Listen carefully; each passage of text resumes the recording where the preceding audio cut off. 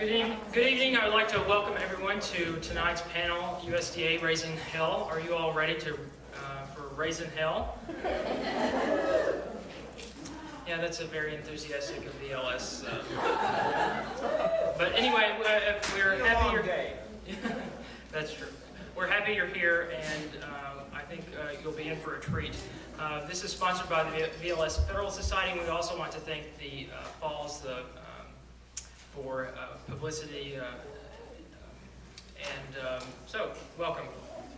I want to do just a little bit of housekeeping at the beginning. So the way that the question and answer period will work is that if you have any questions that come up as the panelists are talking or during their discussion, write your question on the index card, and someone will be around to pick it up and bring it to the moderator. And we have endless numbers of index cards, so feel free to write as many questions as you would like. Just hold it up and someone will be around to pick it up.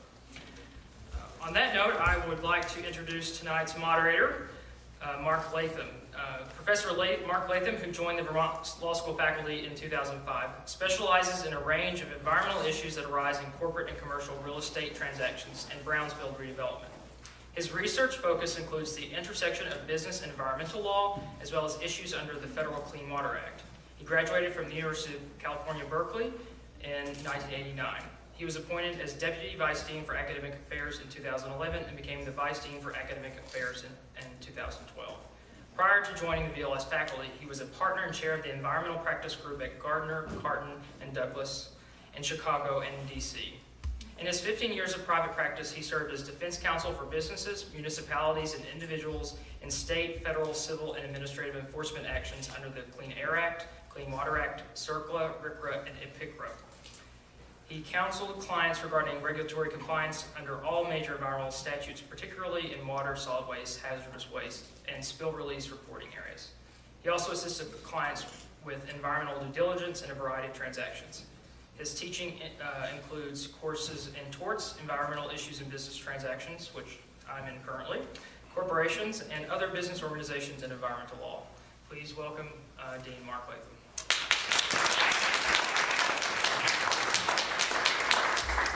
Thank you, Tyler, and welcome to tonight's program. As Tyler pointed out, it's captioned USD Raisin Hell for reasons that I'll briefly touch on. I want to thank the VLS chapter of the Federalist Society for sponsoring today's event, and the Food and Ag Law Society for its assistance. Tonight's panelists will discuss Horn v. USDA, which is a pending Supreme Court case that arises from a program that I did not know even existed. Perhaps many of you did, but I sure didn't. But it is a case way too complicated for my little head to summarize, so John Echeverria, who I will introduce along with Dean Huffman, will summarize the case. But basically, the case arises from a Raisin marketing program that the basic claim is that this program involuntary participation in this program constitutes a taking under the Fifth Amendment, and just compensation is due and owing to the petitioner. Our panelists this evening include, on my far left, Dean Jim Huffman, who joined the Lewis and Clark Law faculty in 1973 and served as dean from 1993 to 2006. He's been a visiting professor at a number of institutions, including Auckland University, Francisco Mariquin University, the University of Oregon, and Athens University. His academic subjects have included constitutional law, natural resources law, water law, torts, jurisprudence, and legal history. Jim has been a fellow with the Heritage Foundation and the Humane Studies Institute, and currently serves on the Hoover Institution Task Force on Property Rights, Freedom, and Prosperity. Sounds like a campaign slogan. He's written over 200 academic articles and chapters, and writes regular commentaries for the Daily Caller and occasional op-eds for the Wall Street Journal, the Oregonian, the Washington Times, and other newspapers. And in fact, he has an op-ed in today's Wall Street Journal on the future of legal education, where he takes our good friends, the ABA, to task. In 2010, Jim was a Republican nominee for United States Senator from Oregon. Jim serves on the editorial board of the Cato Supreme Court Review and the boards of the Classroom Law Project, the Federalist Society, Environment Law and Property Rights Practice Group, the Rocky Mountain Mineral Law Foundation, and the Western Resources Legal Center. He's a graduate of Montana State University, the Fletcher School of Law and Diplomacy, and the University of Chicago. Welcome to Vermont Law School, Dean Huffman. Thank you.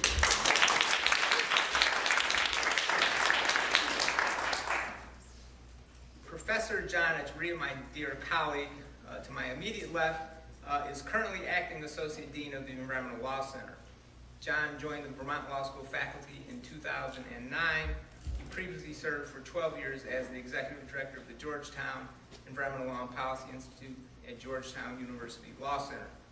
Prior to that, he was General Counsel of the National Audubon Society and General Counsel and Conservation Director of American Rivers Incorporated.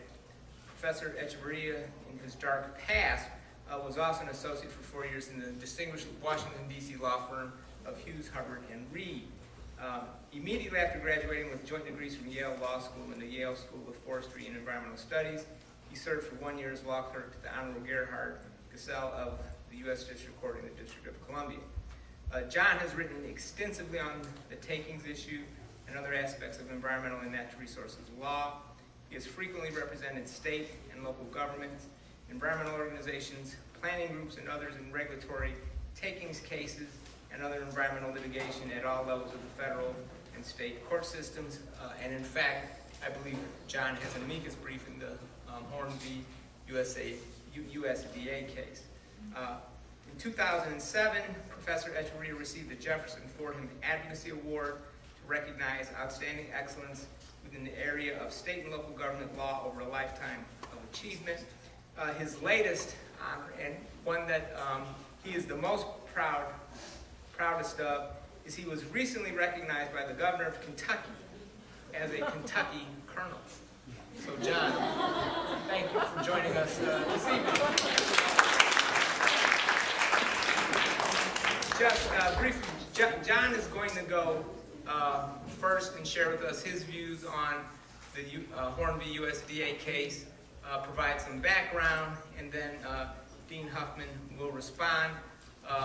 They'll each take about 15 minutes or so with their comments, and we may have some back and forth, and then we'll throw the floor open to your questions, as Tyler mentioned with his introductory remarks. Thank you. John. Thank you very much, Dean Latham. I'm delighted that Jim is here. Jim is a longtime good friend, generous host, has a wonderful house in Montana, and looking forward to visiting him on the lake in New Hampshire this summer. And we disagree about most everything, but we always enjoy each other's company. He actually has a number of friends on the VLS faculty. He spent a good deal of time climbing mountains in the Pacific Northwest with our own Pat Parento. And Pat told me a story. It's a dramatic story, but I can't remember the punchline. They started falling down the mountain, and Jim saved Pat's life, or Pat saved Jim's life, and I can't remember. The first. I saved his life. You saved his life. Okay, so. And I regretted it ever since. So have we. So this is a big year in the Supreme Court for the property rights or takings issue. There are not one, not two, but three cases in the Supreme Court dealing with the takings clause. It's also a big year for agriculture. There is the Bowman case dealing with GMO, genetic patent rights, which was argued this week, and it's going to be a very interesting decision. And then there's this Horn case, which is not only a takings case, but an agriculture case. This is a complicated case, so bear with me. I'll do the best I can to explain what it's about. The most interesting part of the case, what we're really going to focus on, is the enigma wrapped inside the mystery, and that is whether or not the Agricultural Marketing Agreement Act of 1937, which I will describe, affects the taking It seems unlikely the court is actually going to get to that issue, but that's the really interesting issue in the case, and one that I think we're both going to focus on to the extent we're focused on the substance of the case. So this case is about the Agricultural Marketing Agreement Act of 1937, which none of us in the room had heard of, except perhaps a few total agricultural junkies prior to the granting of cert in this case. It was enacted in the depths of the Depression to deal with the problems of extreme price volatility in agricultural markets. It authorizes the Department of Agriculture to restrict the market supply of agricultural products. And it authorizes the department to do that in a variety of ways by limiting the total amount of product that can be marketed, or the amount of product that can be allotted to individual handlers of agricultural products. And then finally, in the fashion that's relevant in this case, it authorizes the establishment of so-called reserve pools of certain crops. And these reserve pools represent a percentage of the crop, in this case it's raisins, that in the particular year are set aside and put under the custody of something called a Raisin Administrative Committee, and either given away to school lunch programs, destroyed, exported to Africa, kept out of the market. The effect of this program is to reduce the supply of the crop, increase the price for which producers receive for the crop that is sold, and according to the design of this, to maintain stability over time in the price of these products. There are marketing orders establishing these kinds of reserve pools for a variety of different products, including walnuts, almonds, prunes, tart cherries, which are to be distinguished from sweet cherries, and spearmint oil, of all things. But there is, in addition, a raisining and marketing order for raisins, which is the one that gives rise to this claim. Significantly, under this act, a reserve pool is only established when the producers of the product take a vote and vote by a majority that such a program should be instituted. In other words, this is not something that the government does on its own. The government, through congressional action, has created a legislative framework that producers of a particular product can invoke in order to establish a reserve pool. As part of when a pool is created, there is also created an administrative committee to oversee the administration of the pool. The committee is made up of, in the case of the Raisin Administrative Committee, one member of the public. All the others are raisin producers or wholesalers. So in 1949, about 12 years after this legislation was enacted, there was extreme volatility in the raisin industry, and the raisin industry went to the Department of Agriculture and said, we'd like to have a marketing order affecting raisins, and one was instituted, and it has been in place ever since. And the Raisin Administrative Committee meets every year and decides whether or not there will be a reserve pool that year and how large it will be. If the crop is not, it's less than a bumper crop, there may be no reserve pool that year. In other years, there may be a very significant one. In the years at issue in this case, 2002, 2003, the reserve pool amounted to 47% of the crop, and in the other year, 30%. One final technical detail, that this legislation distinguishes between producers, who are people who grow raisins and then try to make money by selling them, and handlers, who are the wholesalers. This legislation applies to, and the marketing order applies to handlers, and it directs handlers when they receive raisins from the growers to set aside, physically set aside a portion of the crop, hold it for the account of the Raisin Administrative Committee, and then dispose of it as the committee decides. That obviously affects the producers and how much they ultimately get for their crop, but they're not subject to direct regulation. The handlers are subject to it. Now the petitioners in this case, a family called Horns, a multi-generational family living in Fresno and Madera counties, California, are the petitioners in this case. They participated for a number of decades in this program. One member of the family was in fact a member of the Raisin Administrative Committee. They participated in the program.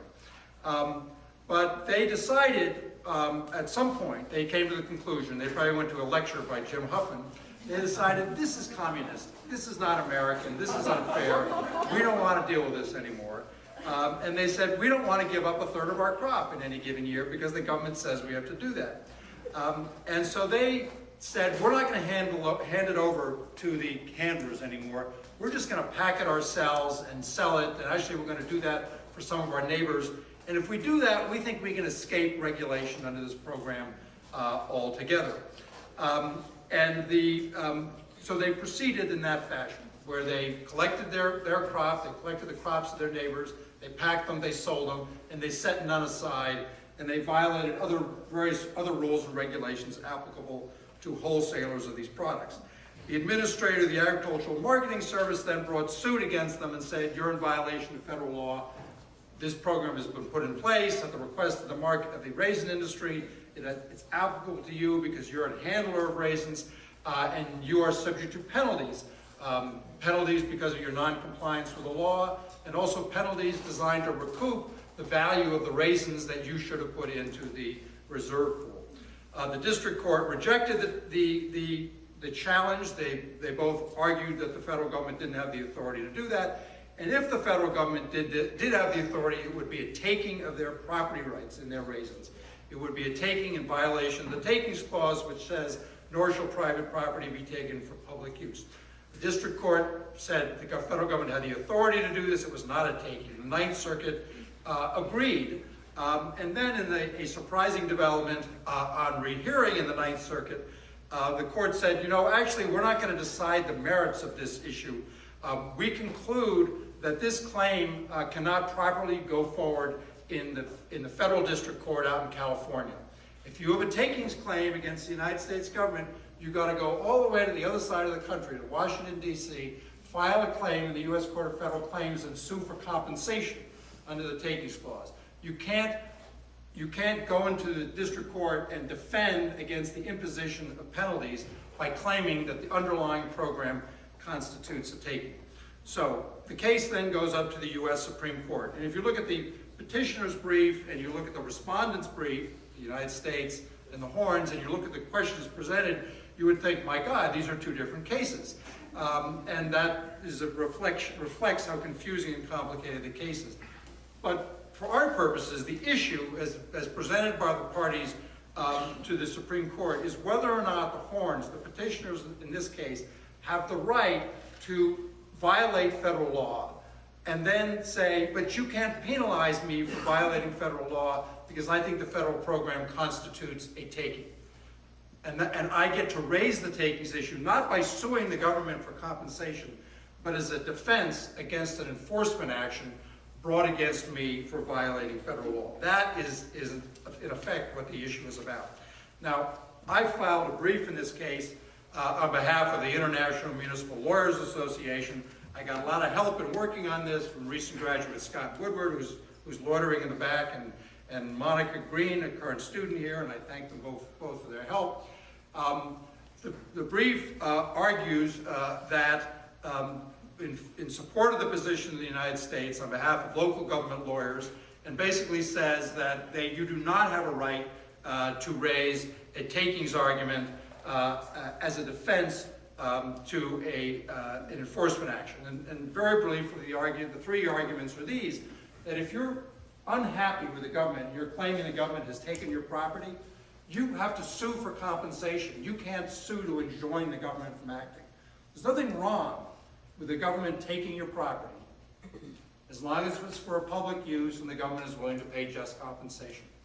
There's no debate here about the fact that the government is pursuing a public use, and the Court of Claims is available and open for just compensation. So the argument is that the Horns did not have a right, would not have had a right to go to court and try to enjoin the taking. Since they can't enjoin the taking, They can't just decide to not comply with the program and then try to defend their non-compliance by raising the takings clause.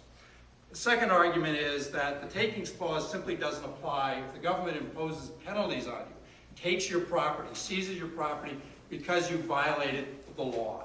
A penalty for law enforcement purposes, even if it affects property, is not within the scope of the takings clause. And then third and finally, there's this sort of broader argument that the takings clause applies to takings of tangible interest in property, land, buses, glasses, you know, the tutu that Mark Latham wore last year. Jim, you wouldn't How did you know I did wear it last night? Jim, you wouldn't understand that, Jim. Tangible, personal, real property. It doesn't apply when the government assesses you a financial liability. When they say you've got to pay your taxes, is that a taking? No. So those are the arguments that we have presented in the case on behalf of the International Municipal Lawyers Association. Now, at the very end of our brief, we said, we don't think you're going to get to the takings issue here, right? Because they weren't entitled to raise the takings argument as a defense to an enforcement action out in the Federal District Court in California. They should have gone to the Court of Federal Claims.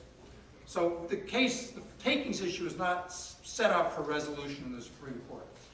But as I say, that's the really interesting issue, and then we briefly offered our thoughts on whether or not there would be a taking in this case. And we suggested that there would not be a taking. Now the first, when you do a takings analysis, there are two questions. Does the plaintiff have property, and has the property been taken? I don't think there's any debate that raisin producers have a property interest in the raisins they produce.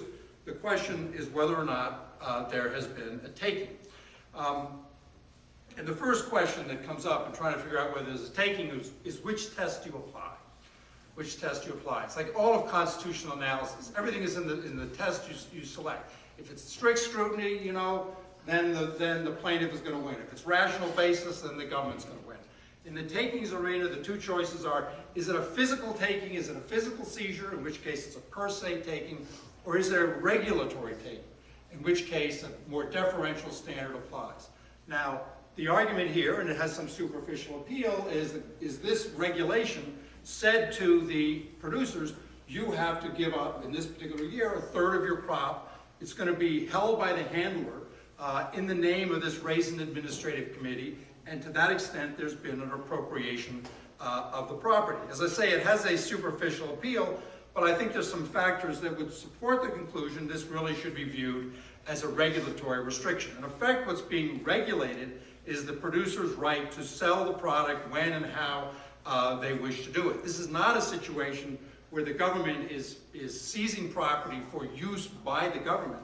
The government is simply regulating how the property will be sold for the benefit of the producers. The whole purpose of this program is to restrict the supply of raisins in the marketplace, raising the price at which producers can sell their raisins to the detriment of consumers, almost certainly, but not to the detriment of raisin producers who are actually benefited by what you might call a government-sanctioned cartel. If it's a regulatory taking, it seems clear that this would not amount to a taking, because it's not at all clear that the horns have suffered any economic impact at all, or would suffer any economic impact at all if they complied with this program. And the reason is, yes, they had to set aside a whole bunch of their crop, but so did all the other raisin producers, and the effect of this was to raise the value, the market value of the crop that was sold in the free market. And so they lost on the one hand, they gained on the other. Whether they suffered any net economic impact is very uncertain. Of course, under their theory, they're entitled, while this program proceeds and other companies and individuals comply with the program, to not comply with the program. So they would, on the one hand, get the benefit of the restricted market, and they get that economic benefit, and they'd also get, under their theory, the economic benefit of being able to sell the portion of the crop that's supposed to go in the reserve in the free market. So their takings claim amounts to a request for quite a dramatic economic windfall. And so I don't think they have much of a case in terms of economic impact. They really can't claim serious interference with reasonable investment-backed expectations, given this program has been in place for decades. They've been involved in the program for decades.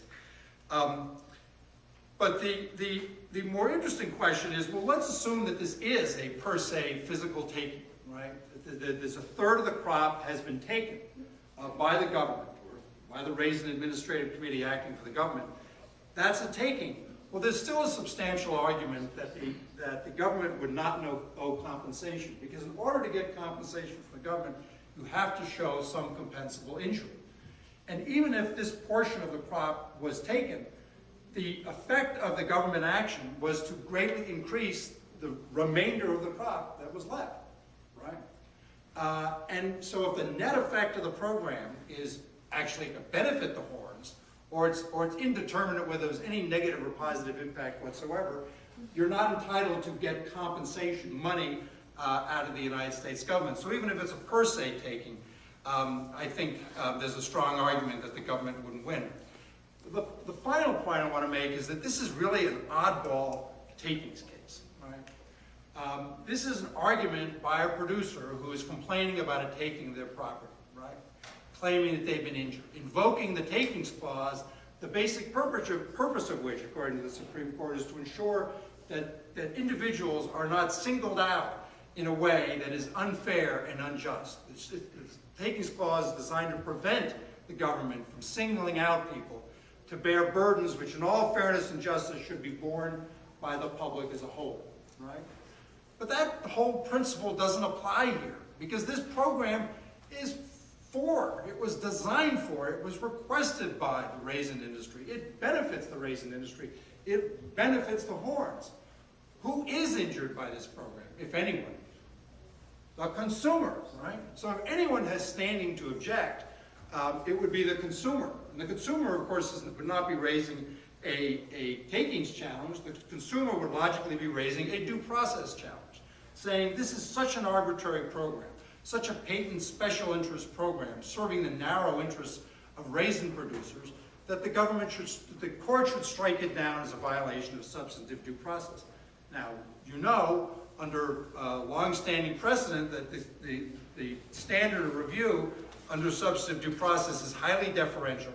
If there's any rational basis for the government action, here the government says it's trying to stabilize prices, almost certainly would pass muster under the due process clause. So the logical theory that would apply here is really not available for the plaintiffs. And it's a sort of a common theme in takings litigation, where what's really at issue here is some kind of due process claim.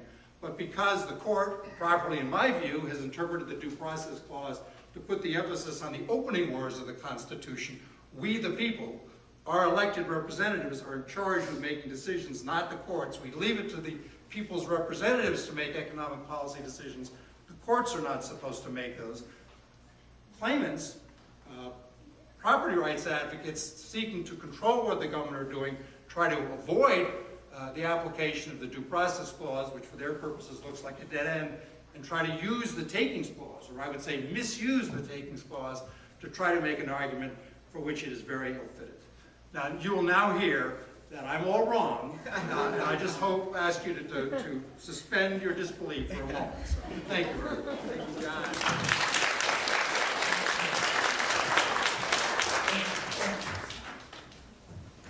John. Well, I don't think John's all wrong, but he's mostly wrong. This is my second visit to your lovely law school. I came here many, many years ago for a conference on northern forests, which interested me as a Westerner, where most of the forests are publicly owned and the northern forests are mostly privately owned. And it offered a good opportunity to compare public and private management and how it affects the kinds of public interests that John and I are both interested in. In a way, I think taking my position in a takings discussion is a bit like tilting at windmills, which I have a lot of experience at, having run the Senate and been a dean for 13 years.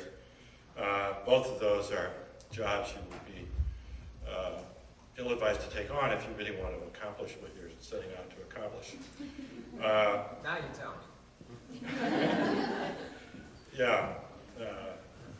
As the members of the business community who were on my board of visitors used to say, just tell the faculty that that's what we're going to do. And I had to explain you don't tell the faculty anything that you want to do. Well, let me get to the topic here. John explained the procedural posture of this case, and I think I agree with him that it's probably likely that that's the way this case will get resolved. But I think it's unfortunate if that's the case, partly because I think the procedural posture, particularly the way John has put it forward in his brief, which is an excellent brief. Regrettably, John's a very good lawyer, and he's always on the wrong side in these cases. But I say it's very closely tied to the takings question because of the effect that it has on the posture of a takings claim. It really puts takings claims in a very different position than almost any other individual rights claim under the Constitution, where the presumption, I don't know how many of you read Ronald Dworkin, who recently passed away, but Dworkin argued, although I wasn't in agreement with him about a lot of things, he argued that rights were trumps. Rights operated as trumps on the political process.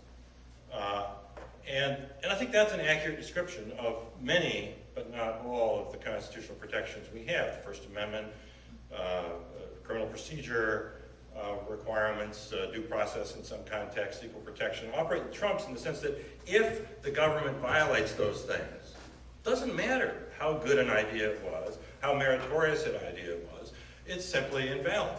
But the way this the takings clause gets positioned with this argument of John's and the government's is that the burden shifts to the property owner to claim that their right has been violated after the government has put their program in operation.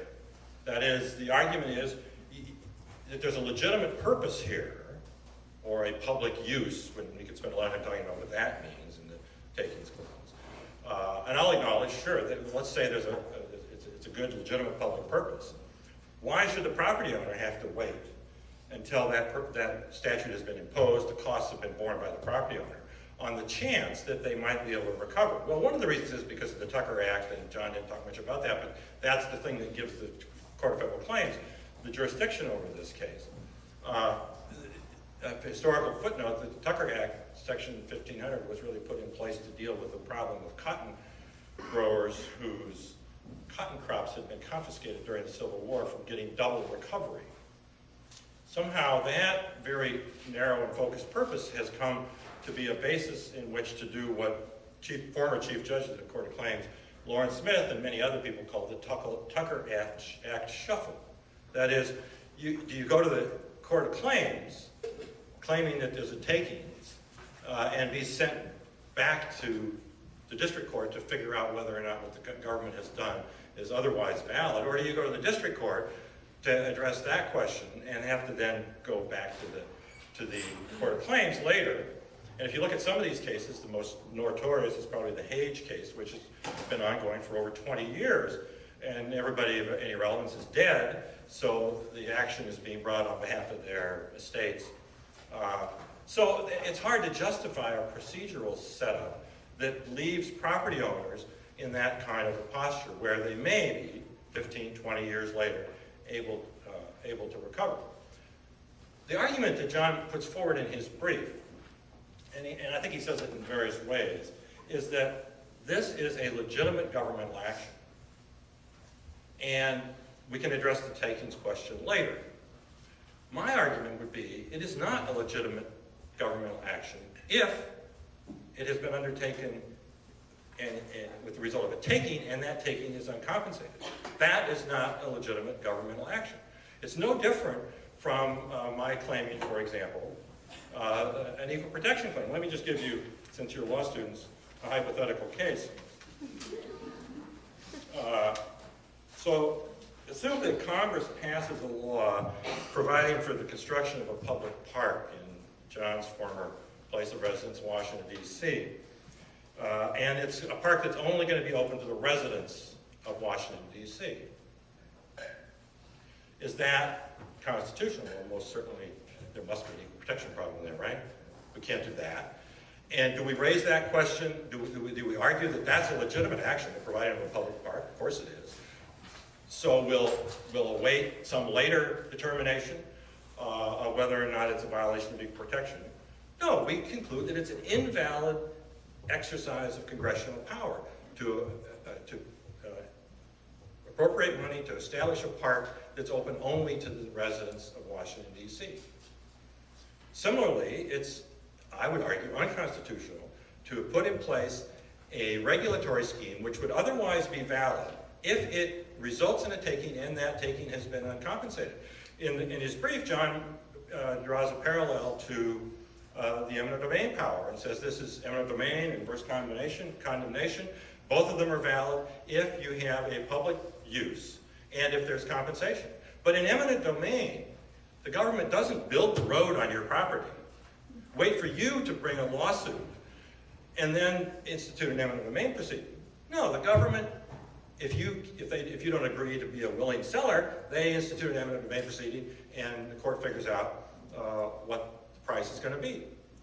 Why is it different? Inverse condemnation is only a way of correcting for those circumstances in which the government failed to do what it should have done, which was to use the eminent domain power to take an individual's property. And I see no reason to treat those cases any differently from the obvious cases of a taking of private property where we are building roads and otherwise actually physically occupying a property owner's property. It is clear that the government's position in this case is that they don't have to compensate. It's implausible to say, sure, they're going to go ahead and do this Raisin regulation, and they're just waiting for you to come and collect your compensation if it's determined you're entitled to it. No, their view is you're not entitled to it. They wouldn't have implemented the regulation in the first place if they thought you were entitled to it. And so I think that bifurcation of eminent domain and inverse condemnation really underscores what's wrong with the procedural posture that property owners are placed in under this case. Now let me say a few things more broadly about takings law. I would say that, regrettably, on the existing takings law, John's arguments about whether or not this is a taking are probably correct. Now, I think the law is wrong. I think the court has been wrong. But if you look at the existing takings law, it's pretty hard for a property owner to make an argument that's going to succeed challenging a regulation like this. And it goes right back to Mahon against Pennsylvania Coal and Oliver Wendell Holmes saying it's a takings if it goes too far. Well, talk about mushy judicial standards. What is too far? Well, too far gets translated into the Penn Central test, and it's all about balancing. And we'll figure out how much the burden is on the property owner, how important it is what the government's doing, and blah, blah, blah. And we'll come out with some resolution which is going to be determined by a bunch of judges. And property owners have absolutely no idea whether they're going to prevail or not. So under this case, it's pretty easy to balance this and use the kind of arguments that John has put forward, which say, this is actually in the interests of the property owner. And he makes a point of saying, listen, the producers get to vote to do this. But that's just a really good illustration of the tyranny of the majority. If the majority of producers think they can get a better deal by forming this action underneath the statute, it doesn't matter that there's a minority who didn't want to go along. By John's argument, it's justified. That is, I think, probably defensible under the Penn Central test, but I think it's an incorrect test. And I think the way to think about it is this: if you are, let's say it's your bank account, and the government concludes that by a vote of bank account holders, we might determine that some amount of your bank account will be withheld because it's going to have some impact on the economy, which brilliant economists will tell us what that's going to be. And so we'll withhold some of your money. We're not going to take it from you, but you can't invest it, and maybe this committee will decide how to invest it or whether not to invest it. Is that a taking? It's got to be. It's got got to be. If the government can come in and basically tie up some of your monetary assets in a bank account, I think it's got to be a taking. Well, but it might not be. It's no different. How is that different from coming in and saying you can use half of your property and the other half is going to be a wildlife habitat or endangered species habitat? And under existing takings law, that's probably not a taking. There's a whole lot of doctrine about partial takings, all of which I think is wrong. But there we are. We've got a history of Supreme Court decision-making going back to Mahon against Pennsylvania Coal, and with occasional blips along the horizon where property owners get their hopes up and then they get shot down in subsequent decisions. And I guess those of us in the property rights side of this just have to keep tilting at the windmills and hope that we finally knock one of them over. Now, one of the things that John said in his comments a while ago was that the plaintiffs here, the petitioners, were asserting a right to violate the law. I think that's not a correct description of what they're asserting. They're asserting that the government action is unlawful because it's a taking and hasn't been compensated for. Now, we've got to figure out whether they're right or wrong about that, but their assertion is not that they want to have a right to violate the law. They're no different than the person who refuses to comply with the law because they believe their free speech right is being violated, or their equal protection right is being violated, or their due process right is being violated. For some reason, it seems okay to shift the burden to the property owner here, whereas in other rights cases it's not. Now, why is that? Well, there's a whole lot of history that helps us to understand why property owners are sucking wind all the time in these cases. A long time ago, the Supreme Court decided that economic liberties had lesser significance, lesser standing than personal liberties. Now, occasional members of the United States Supreme Court have said, that doesn't make any sense. Economic liberties are personal liberties as much as any other kind of liberty. And I would argue that economic liberties are, in fact, the ones that are in our day-to-day lives really far more important than our ability to stand on a soapbox and make an argument about the war or some other topic. I'm not putting that down. That's very important. But in our day-to-day lives, our economic liberties are what allow us to sell our labor, to produce products that we can expect to get a return on, to have the simple privacy of our homes are rooted in the economic liberties of property rights.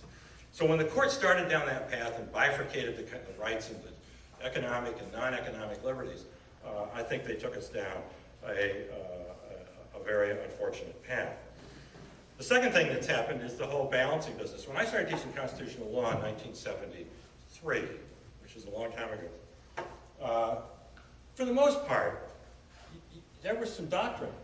You could actually say, here's what the rule is. And today, there are very few areas in constitutional law where after you jump through some hoops and do your three-part test thing, it's balancing, right? Everything's balancing, which from my point of view is judicial governance. If we're going to balance, we're putting it in the hands of courts, and that's not the separation of powers that I understand. The third thing that's happened really dates from the Lucas case. Remember the case on the South Carolina coast, which one of my colleagues, Mike Blum, who is wrong even more often than John, has extracted from that case, from Justice Scalia's opinion, this idea of background principles. In that case, if you know the case, you'll know that Justice Scalia said that there are certain background principles that function as limits on property rights, which is to say, when you acquired the property, you acquired it with those background limits on it, nuisance, for example. Well, my colleague Mike Blum saw here a great opportunity to basically eviscerate all property rights by saying, we got all kinds of background principles that basically say that property rights owners don't have a thing that isn't predated by some background principle. The one that I've done the most work on personally is the public trust doctrine. And my same colleague called me the Darth Vader of the public trust doctrine, and I was flattered by that. But the idea is, and the reason that the public trust doctrine has such a strong appeal to pro-regulatory, I don't want to say anti-property rights, because I suspect you own some property, don't you, Johnny? Thank God the neighborhood's well regulated. Yes, well, I'll get to rent seeking in a minute.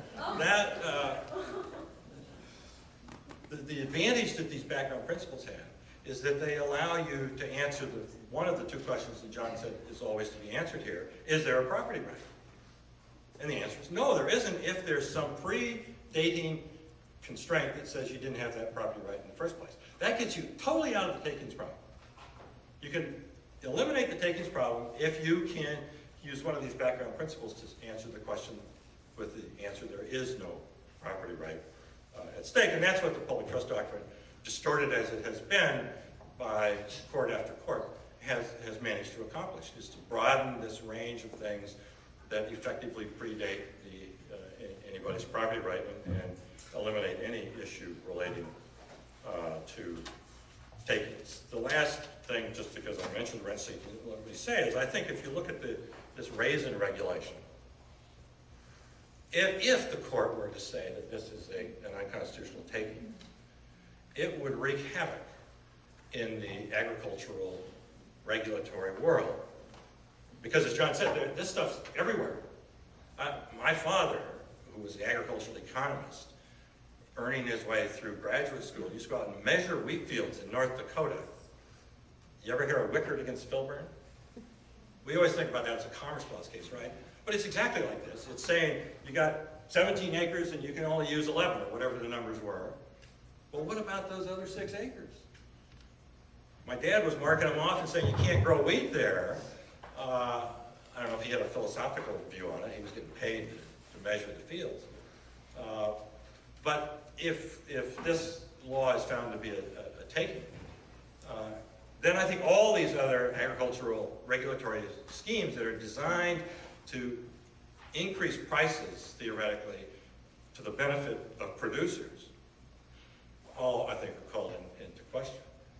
I think it's a policy matter. It's very bad policy. We'd be much better off, both for the producers and for the society, if we let the market figure out how much corn and wheat and raisins we need, because then we wouldn't be raising a lot of raisins that then sit there and don't get sold, when other productive things could be done with that land that would work to the benefit of society. So it's bad policy, and maybe the law would come to the aid of those who think it's bad policy, but I'm not optimistic. So my prediction is you guys win the case, and I keep tilting at windmills. Thank you.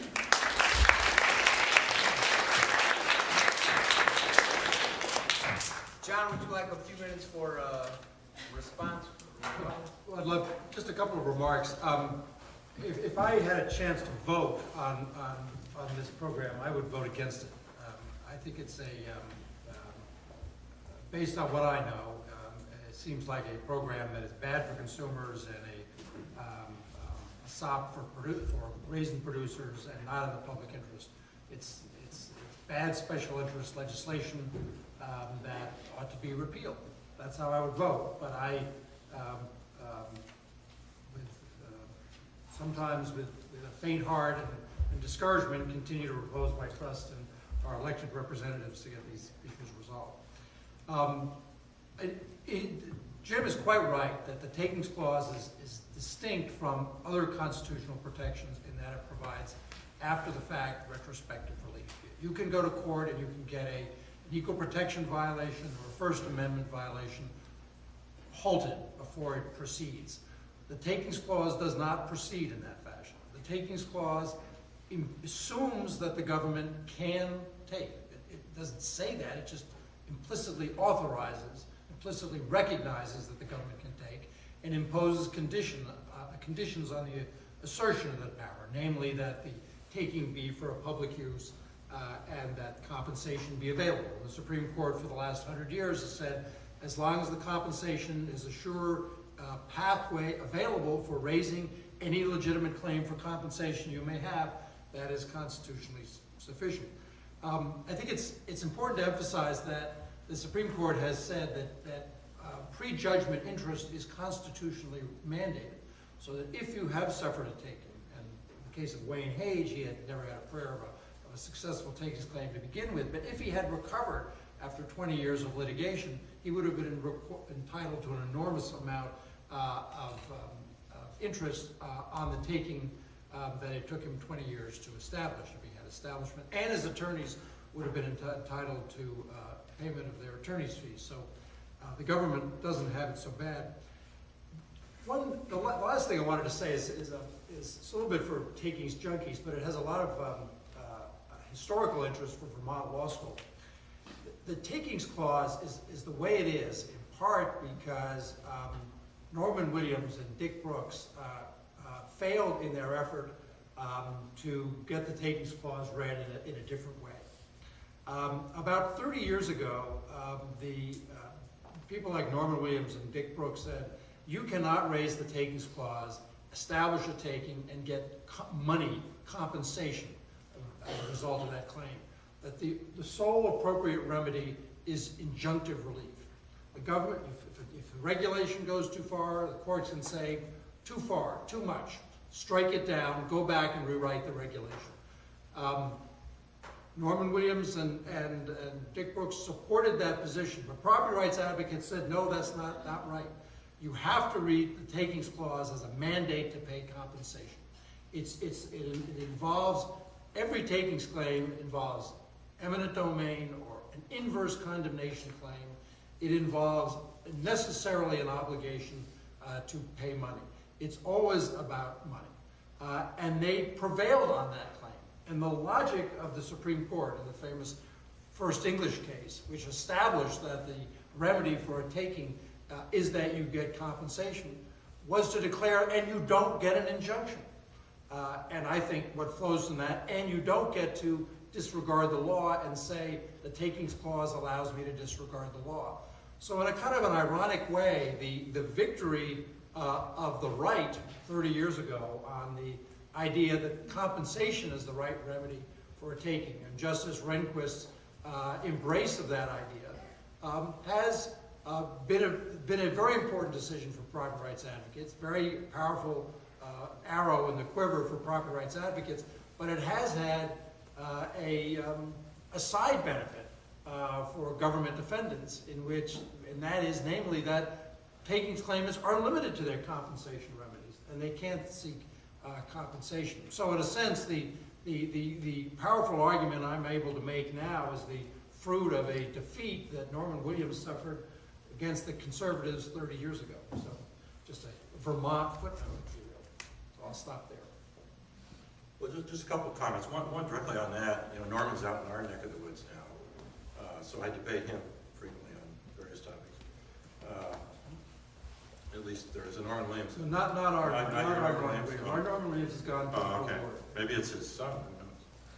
Who knows? Anyway, I agree that that was. I like that argument that it should be injunctive relief, but I don't think it has to be either or. If the First English correctly decided it would have granted injunctive relief and paid for the temporary taking for that period of time, which goes to my second point, which is the fact that you get prejudgment interest is conclusive evidence that the harm occurs at the moment of the taking, which to me says that at that moment in time, the government is acting illegally, not legally.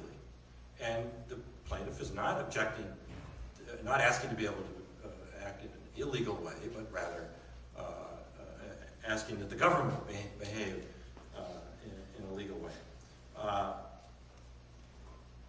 We do agree, I think, that this is bad policy, and I think that the correct way to think about the takings clause is, if we're thinking in regulatory terms, it's really a prohibition on a constraint on rent seeking. Because what is rent seeking but taking money from one group and giving it to another, usually using the government as the tool to make that happen. And that's all a takings case is about, is taking from one interest and giving it to another. Maybe the government retains ownership, but it retains ownership in the interest of serving whatever particular part of the political body wants to have that happen. So I'll stop there and see what questions. A lot of that rent seeking is the government saying, you know, those bad actors who are filling the wetlands are adversely affecting the interests of the people downstream, and you call that rent seeking, and I call that proper recognition of harms being inflicted by one property owner on another. Well, thank you. We have several questions from those in attendance here. One is a factual question. And asks, are raisin producers compensated in any way for the raisins taken out of the stream of commerce?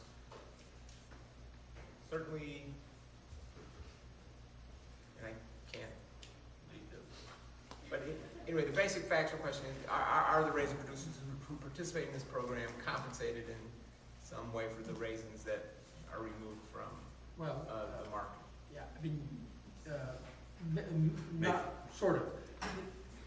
It's not a question of those who participate. Everybody gets to participate without whether they want to or not. Once the majority of the industry has decided they want to take advantage of this provision, then everybody's included and everybody's subject to the regulations. With respect to the portion of the crop that's put in the reserve, that is, as I said, disposed of by the committee. They can sell it abroad. They can provide it for school lunch programs. They sometimes do gain some revenue from that. The administrative costs of managing the reserve have to be taken out of that revenue. And in some years, some money is returned to the raisin producers. I think in one of the years it issues, the raisin producers got some money back. In another one of the years, they got nothing back. But if they get something back, it's a good deal less than what the constrained market value of the raisins is. So, you know, the thing that's very hard to understand, so you say they don't get anything for the raisins, but the question is, well, what would be the fair compensation? Certainly as a common sense matter, you couldn't say that fair compensation would be the fair market value of raisins, because the fair market value of raisins is an artifact of a regulatory program that restricts the supply of raisins and drives the prices of raisins up. So, you know, so it, yes, so they don't get much, but what they might get on a takings theory is very hard to determine. Jim, just as a follow-up, if John is right that there's no economic harm, how could there be a taking here? Well, I don't think we know whether there's economic harm or not. We probably can't know. But all I would say is that there is no givings clause. There's only a takings clause. So there's nothing that says that you got to pay the government back when it does stuff that adds value to your property. That happens all. That's what rent seeking is all about, right? We're out there trying to get the government to regulate so that our property is worth more, get it zoned so our property is worth more than the other guys. And there's nothing that says we got to give it back. Don Hagman, years and years ago, had this idea called windfalls for wipeouts, and his scheme was, let's figure out what the windfalls are to regulated properties, extract that from them, and use that to compensate the people who are wiped out or damaged by it. It's a great intellectual idea, but it's totally impractical because you have no basis on which to extract those windfalls from the people who receive them. That's what the government's largely in the business of doing, is passing out windfalls to people. Well, I would just drop a footnote to that as follows, that when the government, say when the government built I-91 and they run it through a Vermont farmer's land and they take the right-of-way for I-91, well, they've taken that right-of-way and they owe compensation for that property taken. But the effect of running an interstate through the land may well have been to greatly increase the value of the remainder of the land, because now it's adjacent to an interstate. And under longstanding Supreme Court authority, the amount of compensation owed for the right-of-way taken will be reduced by the increase in value to the remainder of the property. And I think that principle would apply here, where the government may have taken a portion of the raisins, but the effect of that taking, combined with the taking of a portion of the crop of all the other raisin producers, has been to greatly increase the value of the remainder of the crop. So I think that would be the precedent I would point to support the conclusion that the plaintiff is going to have an uphill climb to demonstrate that the net effect of the government action has been negative, and therefore that they're entitled to some compensation. I would just add to that, and that goes to my first point about who's got the burden. I would argue the burden ought to be on the government, even accepting that argument, that you can extract those benefits by offsetting the losses in terms of figuring out what the compensation is. That the burden ought to be on the government to take those risks, to figure that out. And we had a good experience in Oregon, or a bad experience, depending on where you sit, with what happens when you do make the government deal with the compensation issue up front, and then decide whether or not to regulate.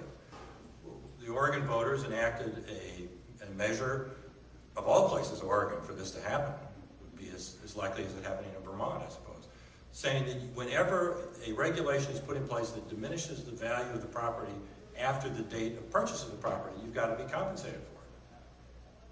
Or the regulations have to be waived. This was applied statewide. There was only one case in which the government actually compensated. In every other case, they waived the regulation, which says a whole lot about what would happen if the government did have the burden up front of saying, yes, this is a taking, we'll figure out whether it's a plus or a minus, and we'll take the risk on a court agreeing with us in the outcome, or we'll pay the compensation up front. And a couple of years later, the voters essentially repealed the measure when they saw how it affected the landscape and the unfairness that it inflicted on landowners. Well, no, that's true, they did do that, but that's not why. The reason they did it was because this is Huffman's interpretation, you understand? That when this measure was adopted, they found a 90-some-year-old woman named Dorothy English to be their poster child. And Dorothy English had acquired some land with the full intention, and she documented this very well, to pass on pieces of it to her children. Along comes zoning regulations that makes that impossible because she couldn't subdivide the property. So this was the story that was told, and Oregon voters, a significant majority, almost 60%, twice, because the first time it was invalidated by the Supreme Court on a technical measure. Twice the Oregon voters, by 60%, voted to put this measure in place because they thought it was unfair, and they were thinking of Dorothy English. After the thing was put in place and the regulations started being waived in every case but one, people started looking in their backyards and saying, now wait a minute, I was for fairness, but not to my neighbor who now wants to put a trailer park next door to me. And they totally shifted to about 60-40 the other way. I think it's a prime example of why it's so important to have a constraint on government's ability to take private property, because it's going to be in the interest of a whole lot of people to redistribute wealth in that way. And that's exactly, I think, what happened in Oregon. Well, my interpretation, I've studied Dorothy English's case in great detail, and I've written it up, and I can't bring the numbers to precise figures to mind. And I don't like to speak ill of old ladies, but dead old ladies. But her claim was an outrageous claim. She bought land at a low price. And then she lived in a highly regulated environment in which people could do very little in terms of converting farmland and forest land to development purposes. That protected the environment, protected the open spaces. It made available development opportunities very valuable in the state. Dorothy English's claim was, under this measure, she was entitled to the market value of the property without the regulatory constraints. Now, what she meant by that was, I am entitled to the value of this property for development, assuming I'm the only one in the neighborhood who's going to develop the property, the only one entitled to the property.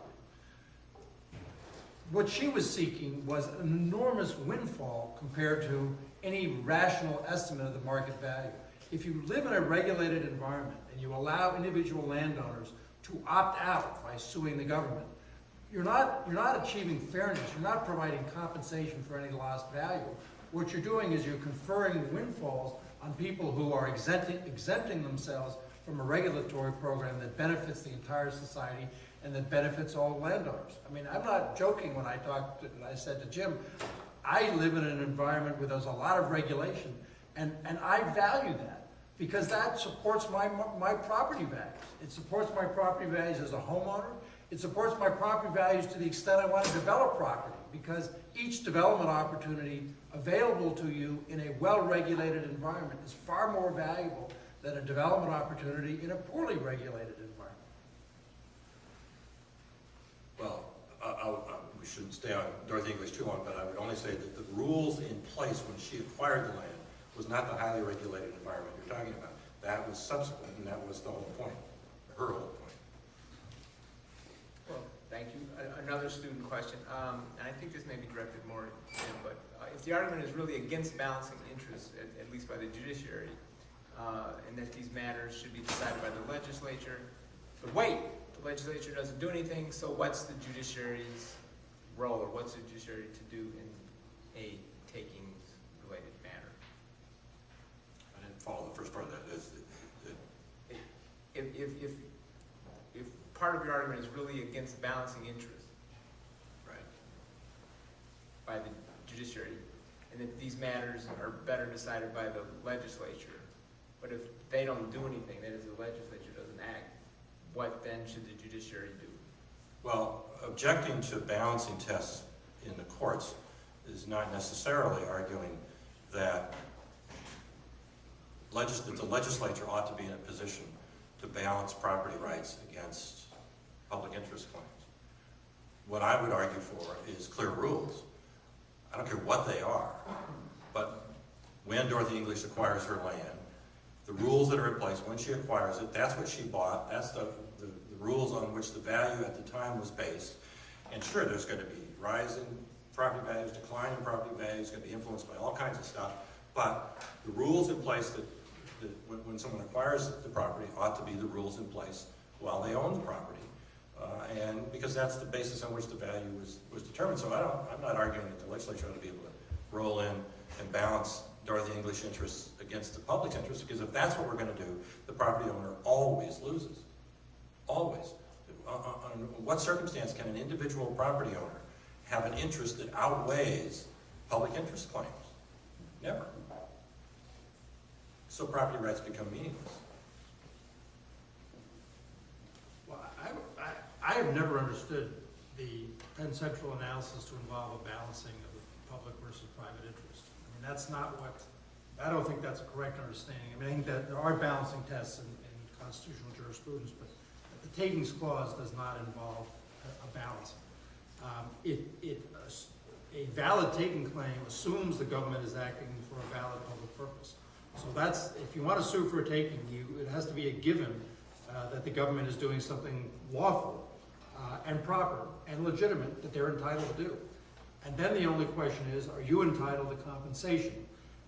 And that turns on whether or not you've been singled out in a way that offends fairness and justice, because you've been asked to bear a burden that unfairly singles you out relative to the rest of society. And what quite properly makes it hard to bring a legitimate takings claim is that regulations impose a mix of negative and positive effects on property owners. That a regulation that restricts what you can do with your property restricts your ability to economically profit from the use of the property.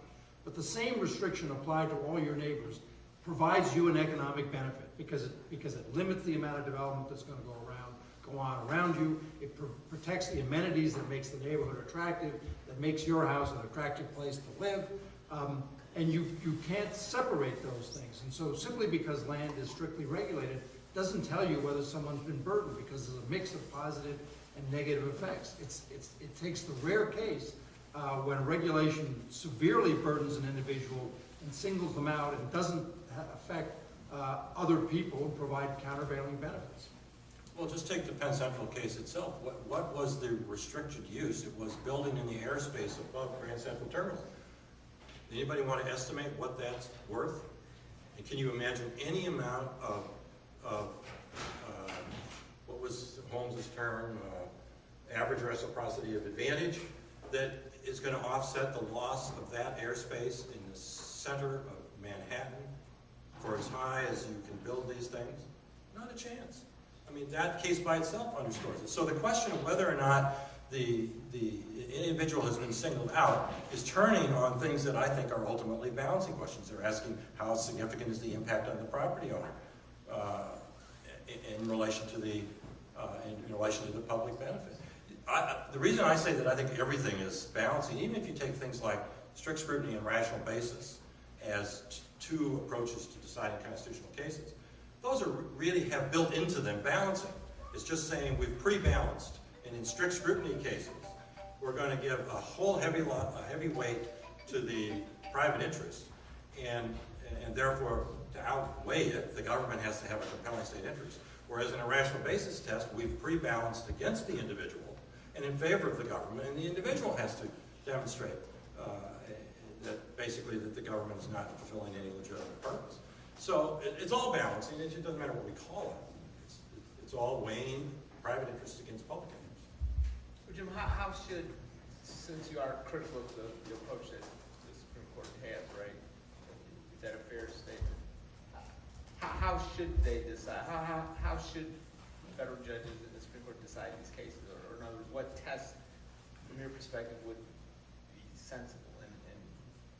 Well, I think that the first thing you do is you apply the rules that define the person's property. What you should aspire to do is have clear rules about what property rights exist.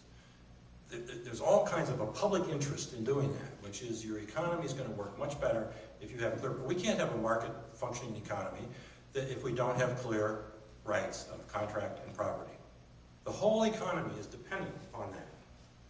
Without clear enough rules of property and contract, the whole U.S. economy falls apart, and we know what happens from experience in other countries, particularly in Eastern Europe, when you don't have clear economic liberties in terms of the public's interest in a viable economy. So that's the first thing. The second thing, I agree fully with John that the objective here ought to be to have regulations that don't unfairly impose the costs on individuals. And in that sense, the other part of what Holmes said in the Mahon case, I think is absolutely right. This idea of an average reciprocity advantage says, yeah, if you tell me that I have to have a setback of 10 feet on the street, and John has to have a setback of 10 feet on the street, we both get the benefit, assuming there's a benefit from setbacks, and then we sort of equally share the costs and we equally get the benefits. But that's not the case in the most takings cases that are brought. Certainly there are people who claim that they've had taking when in fact it would fall into that category of average reciprocity advantage. But there's gazillions of cases where that's not the case, where particular individuals, due to circumstances of where their location is, or because they lost politically, or whatever, that the burden is imposed on one or a few people, and the population generally derives the benefits. That's the whole nature of Oregon's statewide land use planning system, is you restrict the use of property in rural areas of the state for the benefit of urban dwellers. I get the benefit as a resident of the city of Portland of being able to go all over the state of Oregon and have open space and wildlife and other kinds of things, and the costs are being paid by those urban or rural landowners who are unable to use their property for anything except what the state says they can use it for, and which in many cases significantly diminishes the value of their property and is devastating to those local economies. If you go into rural Oregon, and I assume it's true in rural Vermont, the rural communities are absolutely devastated because they're not allowed to do anything. They can't even farm and cut down trees in many cases. Particularly, they can't cut down trees. Those communities are, so for interested in the community interests, those are the people we ought to be thinking about, I think. Well, the Oregon program, as you know, has enjoyed enormous support from the timber industry and the farming community, because the lifeblood of successful agriculture in Oregon depends on preserving the agricultural base, preserving large, extensive areas of agricultural land that are not going to be disrupted by development. I mean, the partnership that worked in Oregon was one between advocates of land preservation and people who work the land. This is, to characterize the Oregon program as an urban imposition on rural property owners, I don't think accurately reflects what's going on there. And if you look at the data on Oregon land values, rural land values in Oregon have not suffered as a result of that restriction. Oregon land is more valuable for many uses because it's well regulated. It's well regulated. And that is good if you're an agricultural producer. And that's why agricultural producers have long supported that program. I think defending the Oregon program against the takings claim is very easy. I grant you the Penn Central case is a difficult case. I think it's one of the hardest takings cases out there because it involved a historic landmark designation for one property. Now, Brennan said, well, there are hundreds of other properties in the city of New York that are subject to historic designation. So there's a reciprocity there. There are also historic districts. In fact, in New York now, I think half the city of Manhattan is now covered by historic district designation. So historic preservation has actually achieved a significant reciprocity advantage. But there's a larger point, which is the one that Brandeis made, which is that some regulations impinge on you. You're subject to historic district regulations. I'm subject to farmland preservation regulations. And poor Mark Latham is subject to wetlands regulations. Well, we are subject to different regulations. But in Brandeis's view, protective regulations are a price of living in a civilized society. We each benefit from those regulations and we each suffer. Now, a conservative view of this issue says, no, we got to focus on the individual regulation. Excuse me. And you can only justify the regulation if you can prove that the particular regulation at issue, provides a countervailing benefit that corresponds to the alleged loss due to that specific regulation. Brandeis took a larger view, and I think the Supreme Court has basically taken a larger view, that we're going to look at the network of regulations and give some play to the constitutional authority of the people to elect their representatives, to address new and evolving issues and new concerns, and allow for some not demand equal effect in terms of economic outcomes for every single regulatory initiative. That's certainly what is implicit in the law as it exists today. But I think with that view, you basically read the takings clause out of the Constitution, because if we just add up all the regulations everywhere, who's to say whether the average reciprocity of advantage is there? I think it's the case for pervasive uncompensated regulation. On the Oregon question, I would just say, I think you're. Supreme Court has said it. I said you're right on the law. I'm afraid you're right on the law. Regrettably. But on the Oregon situation, I think you're living a bit in the past. It was absolutely true that the agricultural community was very supportive, and one of the prime drivers was a dairy farmer from the coast of Tillamook. But I will say, as sort of anecdotal evidence, that Huffman won 24 out of 36 counties in the state of Oregon with his peculiar views. And they were not the urban counties. So that was because of your position on gun rights. I had no position on gun rights. Well, it is approaching 7, so I think we're out of time. I want to give a shout out to our panelists. Thank you both for this. Thank you, Jim, for coming all this way. My pleasure.